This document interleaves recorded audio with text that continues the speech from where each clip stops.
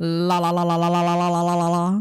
Hello, YouTube. Today is day 5 of our 30-day Apex challenge. We're going to be talking about the meta and what we've done so far to improve our gameplay.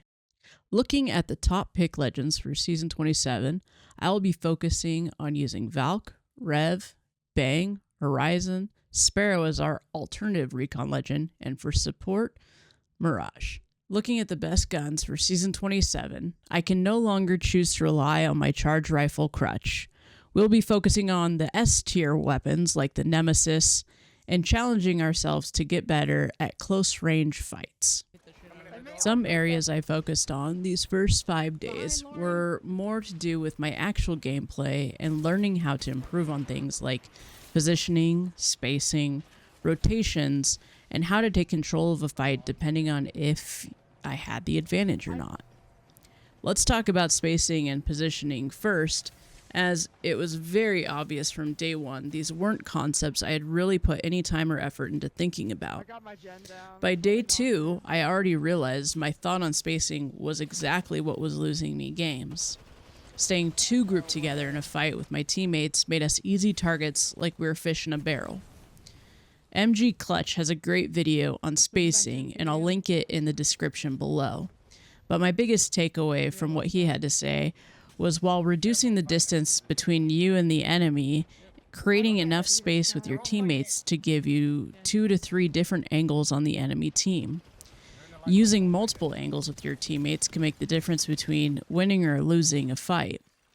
Because while one teammate can push, the other 2 teammates can hit them from different angles, causing the enemy team to be confused and disrupted, pushing them into space that you want them to be pushed into.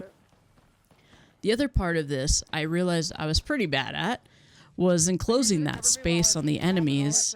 I wasn't planning any type of route. I was just running in blind. So many times I would push, I would overextend or overexpose myself with nothing to duck behind, causing me to lose a fight. So trying to take space, but also planning coverage at the same time, and still giving you opportunities to have good sightlines on the enemy. This was complicated, and definitely something we still need to work on. In this game in particular, I found it advantageous to use Mirage. With his Invisi-Res and cloaking ability while healing, I can maintain visuals on the enemy while also planning my next attack as an alternative way of having cover. Leading into my next important point on spacing and positioning is the effective use of legend abilities to either maintain control, establishing your territory, or pushing into enemy space and creating an advantage. Over the next 5 days, I will still be focusing on positioning, especially closing space correctly, but also spending time working on my actual movement ability. Apex movement is so much faster and more skillful, in my opinion, than any other battle royale out there.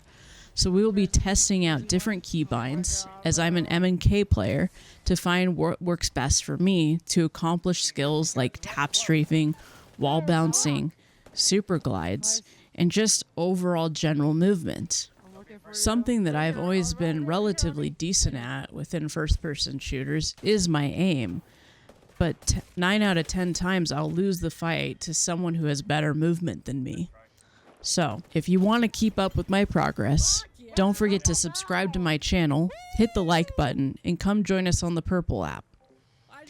We'll be posting shorts and TikToks along the journey, as well as every 5 days another progress update video. So I'll catch you in the next one on day 10. I fucking did nothing. GG's.